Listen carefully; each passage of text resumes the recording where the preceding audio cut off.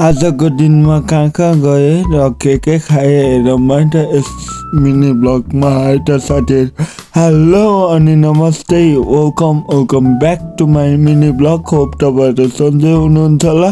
म पनि सन्चै राम्रै नै छु है त साथीहरू। New day new blog. हिजोको मिनी ब्लगमा मैले भनेको थिएँ नि स्टे ट्युन गाइस, म भोलि कतै जाँदैछु भनेर। म चाहिँ आज चाहिँ गोर्खा जाँदैछु किनकि हाम्रो आज माघको 1 गते घले लोसार हो। सम्पूर्ण घले जात जातिहरूलाई, सबै घले जातिलाई ह्याप्पी घले लोसार र सबै नेपालीहरूलाई ह्याप्पी माघे सङ्क्रान्ति भन्न चाहन्छु। र हामी जाने बस चाहिँ यही हो साथीहरू। र हामी चाहिँ सबैजना बसमा पनि चढ्यो, हेर्न सक्नुहुन्छ।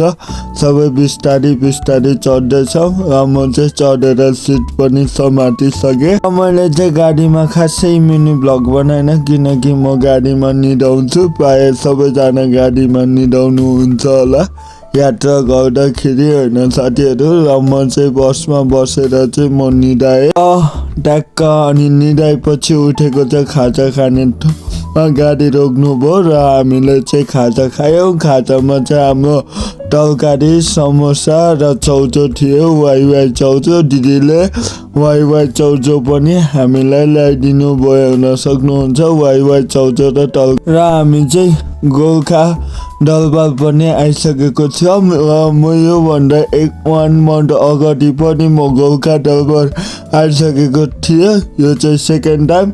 र भोलिको मिनी ब्लगमा चाहिँ हामी कता गयौँ गोर्खाको र कसरी घले लोसार मनायो भनेर त्यसको बारेमा आउँछ। Stay tune. आजको लागि यति नै त है त साथीहरू।